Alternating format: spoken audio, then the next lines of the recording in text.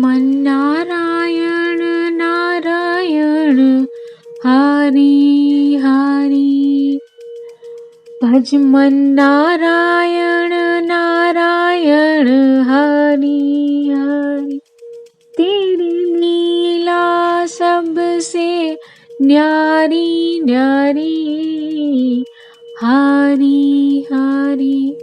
भज मन नारायण नारायण हरि हरि। श्रीमन नारायण नारायण हरि हरि। દેવદાસ જેઠાનો પરિવાર ભેસાણથી જોગણીના કેરાળામાં વસ્યો અને વાસા જેઠાના પરિવારે પીપળિયા, જામનગર, વાલપર થઈ કંપાલા, માડાગાસ્કર અને લંડનમાં વસવાટ કર્યો છે. પેઢી નંબર 39 વાળા લાખા કરસનના લગ્ન દેસા કાનજી કાગદડાના દીકરી જીવીબા વેરે થયેલ. તેને ત્યાં ખીમજી, દાનો, અમુલાબાઈ, રાણો, ડાયો અને પૂનો 6 સંતાનો જન્મ્યા. લાખા કરસનની પેઢી ઉપર કોણ જાણે શું કોપ ઉતર્યો કે તેના એક પછી એક સંતાનોના મૃત્યુ થવા માંડ્યા.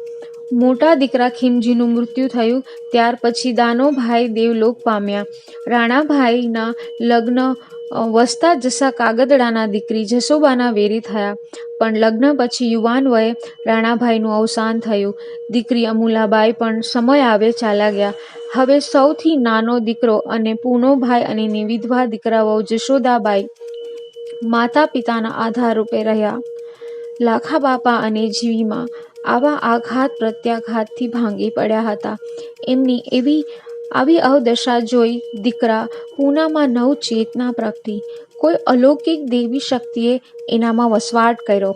ભગવાન બુદ્ધની જેમ એને કેવલ્ય જ્ઞાન પ્રાપ્ત થયું. જેનામાં જ્ઞાન પ્રગટે છે તે સર્વત્ર જ્ઞાનનો પ્રકાશ પાથરી ઉજાસ ફેલાવે છે. તેની જીવનશૈલી જોઈ સૌએ એને પૂના ભગતથી ઓળખ્યા. તેમણે ઘેર બેઠા અનેક ધાર્મિક ગ્રંથો વાંચ્યા. અનેક સાધુ સંતો તેના આંગણે પધાર્યા. આ સંતોને પોતાને ત્યાં દિવસોના દિવસો સુધી રોકી એમની વાણીનો લાભ પોતે લીધો, માતા પિતાને અપાવ્યો, તેમજ ગ્રામજનોને સાચા સંતોના દર્શન કરાવી તેમનો મેળાપ કરાવ્યો. દિયરની સાથે વિધવા જશોદાબેન પણ આવ્યા ગયાનો આદર સત્કાર કરી દરેકને રોટલા ખવડાવી રાજી થતા. તેઓ સારા અને સંસ્કારી ઘરના દીકરી હતા. ખાનદાન માતા પિતાના છોરું હતા. મોટા ઘરના વહુ હતા. એમણે મનોબળ મક્કમ રાખી પોતાના ઉપર આવી પડેલ દુઃખ સહી લીધું અને વૃદ્ધ સાસુ સસરા અને આંગણે આવેલા હરિભક્તોની સેવામાં જીવ પરોવ્યો. દિયરને પ્રાપ્ત થયેલા જ્ઞાનથી એનામાં વૈધવ્યમાં દિવ્યતા પ્રસરી. તેથી તેઓ પણ ભક્તિ માર્ગે વળી જીવતર સાર્થક કરી ગયા. ત્યારે દેર વટા વળતા પુનઃ લગ્નો થતા, પણ દેવી જીવને એક પણ માયા મમતાએ ન ડગાવ્યા. પૂના ભગતમાં પુણ્ય પ્રતાપે લાઠી અને અમરેલી પંથકમાં જોગણીનું કેરાળા યાત્રાધામ બન્યું. કાયમ કોઈ ને કોઈ સંતોનું મુકામ હોય જ. રાત્રે સંતવાણીમાં ભજનોની ઠોર જામે. દિવસના સમયે સંતોની વાણી સાંભળવા મળે. આંગણે ગમે એટલા માણસો આવે તેને હરિહર કરાવવું, ચા પાણી આપવા, રાતવાસો થાય તો રહેવાની સગવડ આપવી, આવા અનેક કાર્યો પૂના ભગત અને જશોદાબા ઉપાડતા. પછી તો આમાં ગ્રામજનો પણ સાથ દેવા માંડ્યા. ભગતની આવી ત્યાગ ભાવના જોઈ અને જોગાણીના કેરાળાને લોકો પૂના ભગત કેરાળાથી ઓળખતા થયા. ભગતનું નામ સાંભળીને દૂર દૂરથી માણસો એના દર્શન કરવા આવતા. એક વખત અતીત સાધુની મોટી જમાત કેરાળાના પાદરે ઉતરી અને મુકામ કર્યો. ગ્રામજનો તેમના આગેવાનોને લઈ મહંતને મળ્યા. યથાશક્તિ ભેટ સોગાત અને દક્ષિણા આપી સંતોના આશીર્વાદ મેળવ્યા. ત્યારે મહંતે પૂછ્યું, યહાં સોની ભગત રહેતા હૈ, वो क्यों नहीं आया? ગામના આગેવાનોને કહ્યું, बापू ये भगत आज बाहर गांव गया है, कल आ जाएगा. महंते કહ્યું, हम उसका दर्शन करने के लिए इधर आए हैं. भगत आएगा तब हम यहाँ से प्रस्थान करेंगे. બીજા દિવસે પુના ભગત ઘેર આવ્યા. એને સમાચાર મળ્યા કે તરત તેઓ જમાતના મહંત પાસે આવ્યા. પૂર્વજન્મની સ્મૃતિ તાજી થતા બંનેની આંખોમાંથી અશ્રુધારા ચાલી નીકળી. ભગત મહંતના પગમાં લાકડીની જેમ પડ્યા. એમણે આંસુ વડે સંતના પગ પખાળ્યા. પછી મહંતે એમને હયાની સાથે દબાવી મસ્તક ઉપર હાથ ફેરવી કહ્યું, બેટા, સંસારી સુખ दुख का अनुभव लेकर ऋणानुबंध पूरा करो. हम तुम्हें द्वारका यात्रा में ले जाना चाहते हैं तो हमारे साथ चलो. પૂના ભગતને તો આટલું જ જોઈતું હતું. તેઓ ઉંમરલાયક થયા એટલે એના વૃદ્ધ માતા પિતા અને માતા તુલ્ય ભાભી એને અવારનવાર લગ્ન કરવાની વાત કરતા અને કહેતા, દીકરા, તારા લગ્ન થઈ જાય પછી અમારું મૃત્યુ થાય એવી ભાવના રાખીને જીવી રહ્યા છીએ. માતા પિતાની વાતને હૃદયમાં ઉતારી દીકરો પૂનાભાઈ વિનમ્ર ભાવે કહેતો, બાપુજી, મારી ઈચ્છા કાળિયા ઠાકરથી ઓળખાતા દ્વારકાનાથ ભગવાનના દર્શન કરી ગોમતી નાયા પછી આગળ વિચારીશ. ત્યાં સુધી લગ્નની વાત કરતા નહીં. મહંતની વાત સાંભળી લાખા આપા બોલી ઉઠ્યા, બાપુ, અમારો દીકરો પૂનો અવારનવાર કહ્યા કરે છે કે દ્વારકાનાથના દર્શન કરી આવો, પછી લગ્નની વાત. ભગવાને અમારી અંતરની આરજુ સાંભળી આપને અહીં મોકલ્યા છે તો પૂનો દ્વારકાની યાત્રા કરાવી જલ્દી ઘેર પાછો મોકલો. પછી અમે છીએ અને દીકરો છે. એમની વાતને ગામના આગેવાનોએ પણ ટેકો આપ્યો. ઈશ્વરી સંકેત સમાયેલો હતો એટલે જમાતની સાથે પૂના ભગત દ્વારકાની યાત્રાએ ચાલી નીકળ્યા. કેરાળાથી દ્વારકા જવા નીકળેલ સાધુની જમાત રાત પડે ત્યાં મુકામ કરે છે. ગામે ગામ તેનો સત્કાર થાય છે અને કોઈ સુખી માણસ આખી જમાતને માલપુઆ અને દૂધ પાકની પાકી રસોઈ આપી સંતોને તૃપ્ત કરે છે તો કોઈ પોતાની સ્વકમાઈનું ધન થોડી ઝાઝી રકમ શીખમાં આપી સાધુના આશીર્વાદ મેળવે છે. કોઈ ફૂલના હાર પહેરાવી સંતોષ માને છે તો કોઈ કિંમતી શાલો, ધાબળા, ધોતિયા આપી એમનો અહોભાવ વ્યક્ત કરે છે. આવી રીતે એક ગામથી બીજે ગામ મુકામ કરતા કરતા સાધુની જમાતે ભાટિયા ગામને ગોંદરે મુકામ કર્યો. ભાટિયાની પ્રજાએ સંતોને 2-4 દિવસ રોક્યા અને એમની વાણીનો લાભ લીધો. રાતના 2 વાગ્યાનો સમય હશે. આ સમયે પૂના ભગતે ધરતી ધ્રુજતી હોય એવો ભાસ થયો. તમામ સાધુ સંતો મીઠી નિંદ્રા માણી રહ્યા હતા. પૂના ભગત એની રાવટીમાંથી બહાર નીકળ્યા. સામેના ભાગે એમને પ્રકાશ જેવું દેખાણું એટલે તેઓ એ સ્થળ પર આવ્યા. એમણે જોયું તો ખરેખર ધરતી ધ્રુજતી હતી. જમીનમાં ખાડો થઈ ગયો હોય એવું લાગ્યું. તેમાંથી પ્રકાશ ભરેલું દિવ્ય તેજ દેખાણું અને એ તેજપુંજની સાથે 14 ભુવનના અધિપતિ ભગવાન શ્રી વિષ્ણુ પરમાત્માની અલૌકિક મૂર્તિનું પ્રાગટ્ય થયું. પૂના ભગત દેવના ઇષ્ટદેવના દર્શન કરી ભાવ વિભોર બની ગયા. એમને 2 હાથ જોડી પરમાત્માને પ્રાર્થના કરી, હે પ્રભુ, હે દ્વારકાનાથ, હું તમારા દર્શન કરવા આપને ત્યાં આવતો હતો અને આપ દ્વારકા છોડી મારા જેવા પામર મનુષ્યને દર્શન આપવા આટલી દૂર સામે ચાલીને આવ્યા. આપની કૃપાને હું કયા શબ્દોમાં વર્ણવું? ભક્તરાજ પૂના આપા તો ભગવાન શ્રી રામચંદ્રજી મહારાજના અનન્ય ભક્ત હતા. એમણે પોતાને ત્યાં શ્રીરામ, લક્ષ્મણ અને જાનકીની મૂર્તિઓ સ્થાપી સવાર સાંજ એમની સેવા પૂજા કરતા અને રામાયણનું અધ્યયન ચાલુ રાખતા. એવા રામ ભક્તને ભગવાન દ્વારકાનાથે આ રીતે રાતના સમય એકાંતવાસમાં દર્શન દઈ પાવન કર્યા. એમને અહીં જ આખી દ્વારકા નગરી, બેટ દ્વારકા, ત્યાં બિરાજતા તમામ દેવી દેવતાઓ, ગોમતીજી મહારાણી, સુદામાપુરી, ગરવો ગિરનાર અને દામોકુંડના દર્શન થયા. શ્રી વિષ્ણુ ભગવાને પોતાના ભક્તને આદેશ આપ્યો, દીકરા, આજથી મારો વાસ તારે ત્યાં થાય છે. હવે તારે દ્વારકા આવવાની જરૂર નથી. સવાર સાંજ મારું પૂજન કરી ભવસાગર પાર કરજે. તારી ભક્તિથી હું અતિ પ્રસન્ન થયો છું. મારા હૃદયમાં તારું સ્થાન છે. દ્વારકાનાથનો દેવી સંદેશો સાંભળી ભગતની આંખોમાંથી પ્રેમ લક્ષણા ભક્તિ ભરેલ આંસુની ધારા ચાલી નીકળી.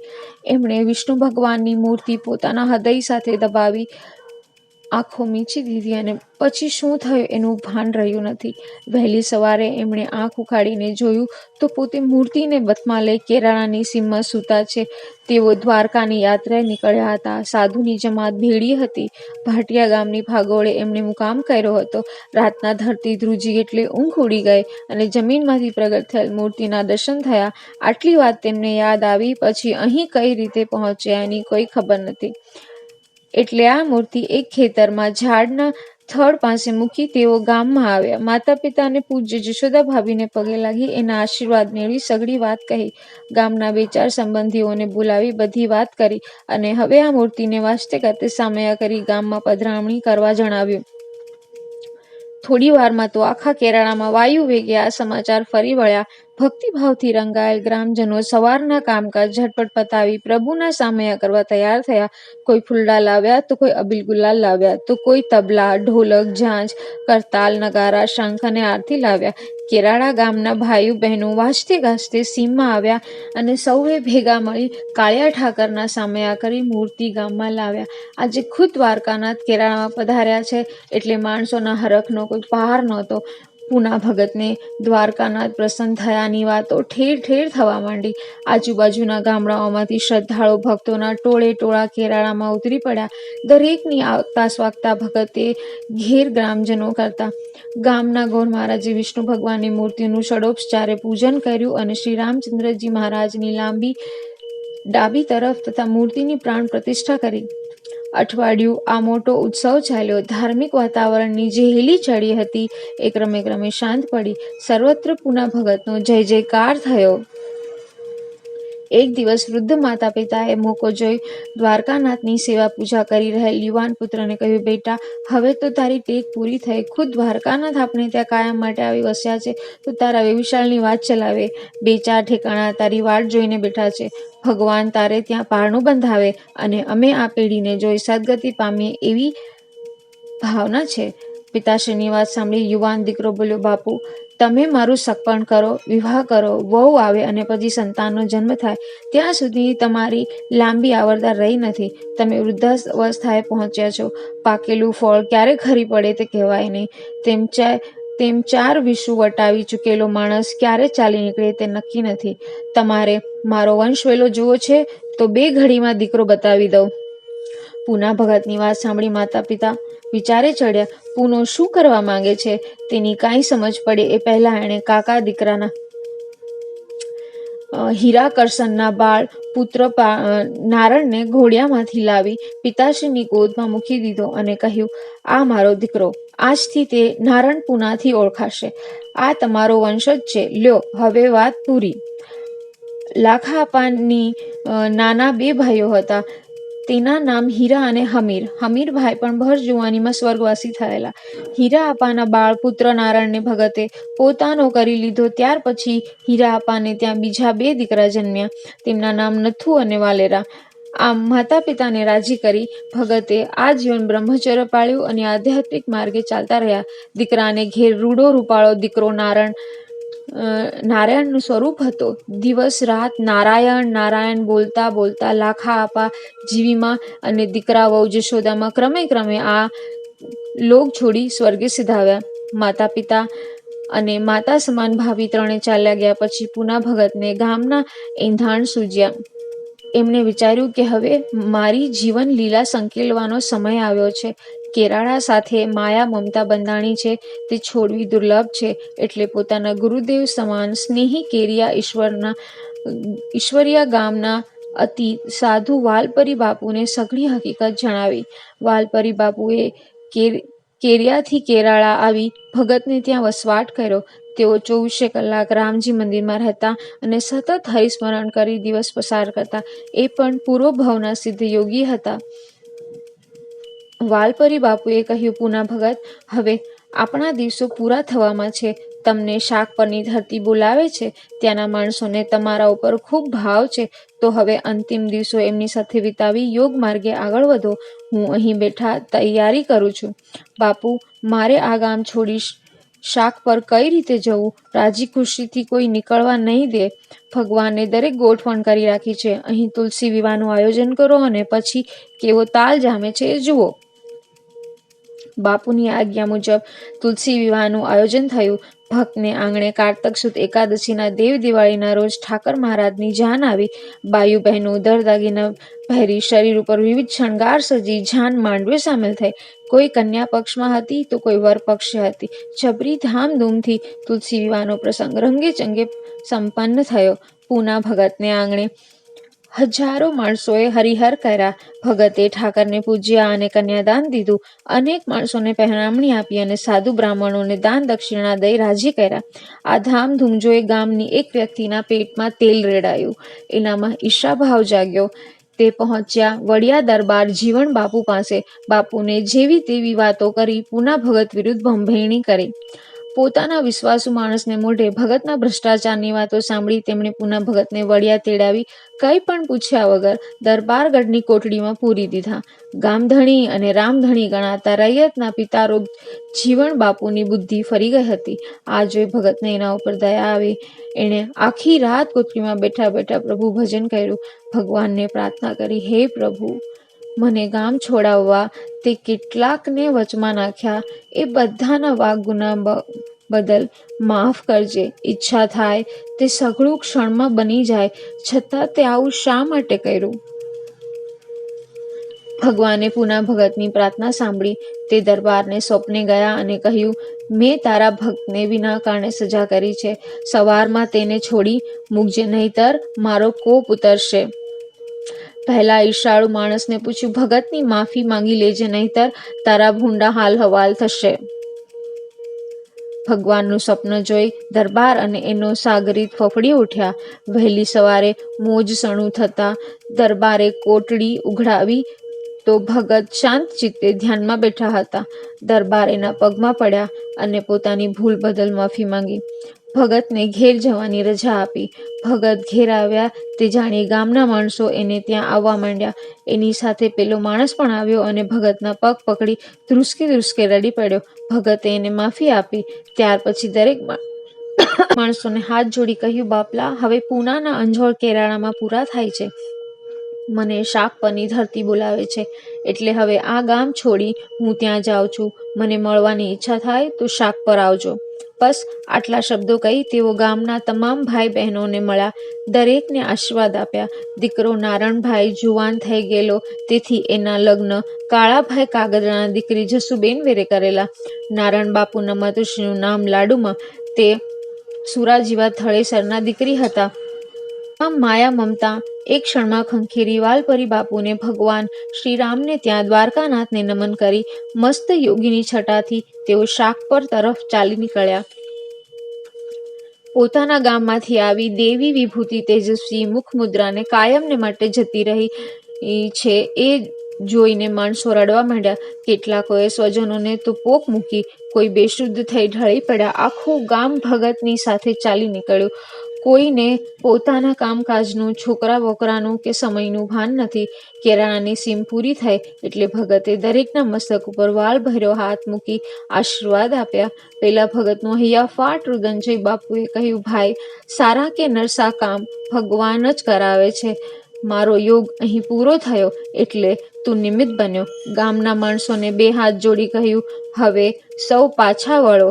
એ રીતે જીવ્યા છો એ રીતે આનંદથી સાત્વિક જીવન જીવજો. સારા કાર્યો કરતા રહેજો અને સવાર સાંજ ઠાકર મહારાજના દર્શન કરશો તો પણ કલ્યાણ થશે. હવે દરેકને જય સિયારામ.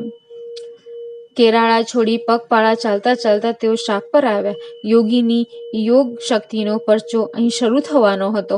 અહીંના પટેલ ભગત ફુલા આપા બલરના કુટુંબ સાથે પૂના બાપુને વર્ષો જૂનો નાતો હતો. તેઓ અવારનવાર કેળા આવતા, તેમ બાપુ પણ શાક પર તેને ત્યાં દિવસોના દિવસો રોકાતા. તેઓ જેને ત્યાં જઈ રહ્યા હતા તે ફુલા ભગતનું આજે અવસાન થયું હતું. ફુલા ભગતના પાર્થિવ શરીરને નવમીમાં ઉપાડી ડાઘુઓ સ્મશાન તરફ જઈ રહ્યા હતા. રસ્તામાં પૂના બાપુ સામા મળ્યા. ફુલા ભગતના દીકરાઓએ કહ્યું, ભગત બાપા, અમારા પિતાશ્રીને સમદર્શ થતા સ્વર્ગે સિધાવી ગયા છે. અંતકાળે તમને ખૂબ યાદ કર્યા હતા. આપ અનાયાસે આવી ચડ્યા છો તો હવે ચાલો સ્મશાને. ભગતે કહ્યું, મને મળ્યા વગર ફૂલો કદી જાય જ નહીં.